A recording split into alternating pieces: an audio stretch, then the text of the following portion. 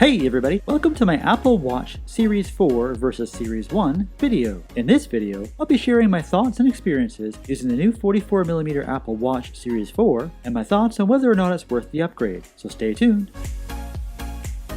The first thing I really noticed and enjoyed is the new larger screen size. The new screen is over 30% larger than my Series 1 42mm and it's really made a difference. When I used to unlock my Apple Watch Series 1 and type in my passcode, I used to make typos often. Now with the larger screen, the buttons are just big enough where I don't make those typos anymore. It's been really great. I've also really enjoyed the fact that I can still use all of the same watch bands that I purchased for my Series 1, as I have quite a collection. And of course, I've really noticed the brighter display and higher resolution of the screen, especially when I use the flashlight in Control Center to unlock my door when I get home at night. Much easier to get the key in the hole. Of course, there's also been a noticeable difference in speed. I found my Series 1 to be acceptable when I was using it, but there were delays. Like when I would check the weather using the Weather Network app, I'd usually have to wait 10 to 15 seconds for the weather data to populate. Now on the Series 4, the Weather Network app loads and populates in about 2 to 4 seconds. Much faster. I found the Series 4 to be quite a pleasure to use, as it really is so much faster. The second big example was the workout app. When I used it at the gym, I got into the habit of starting to load the app on my watch on my way from the change room to the first cardio machine for warm-up, as it would take about 10 seconds to load sometimes. On the Series 4, it's pretty much instant, so now I don't have to worry about preloading the workout app anymore, which is really a noticeable change. My only real complaint with the new Series 4 Apple Watch is how they seem to be phasing out the now playing complication on most of the new watch faces, as this is one of the major things I use often to control the music playing on my iPhone through my AirPods. I used to always use the modular watch face. You can still use this watch face, but I've noticed in the updated version of the modular watch face, the infograph modular, that the now playing complication is no longer an option. It's also absent on the infograph watch face as well, but the now playing complication is still available on the Vapor watch face as long as you choose the circular option.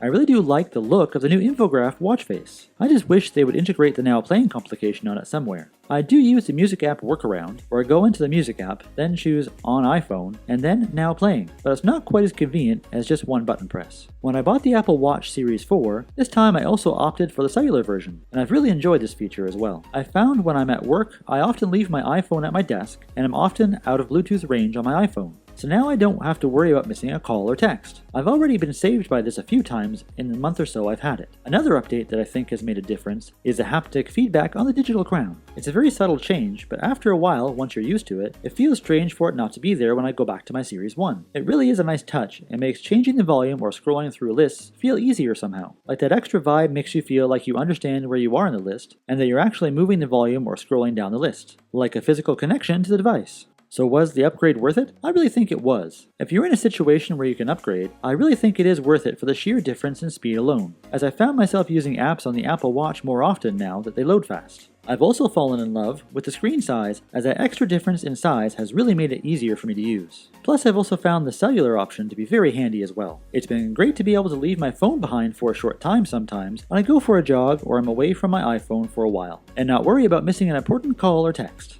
But one thing I'd like to make clear, that I've mentioned before in other videos, is that the Apple Watch is not a mission-critical device. It's a great convenience that can enhance your digital life if you use the features, but it's not necessarily for everyone. If you're in a situation where it's either a new Apple Watch or iPhone, upgrade the iPhone first, as that is a mission-critical device. But if you can, the Series 4 Apple Watch is an awesome upgrade.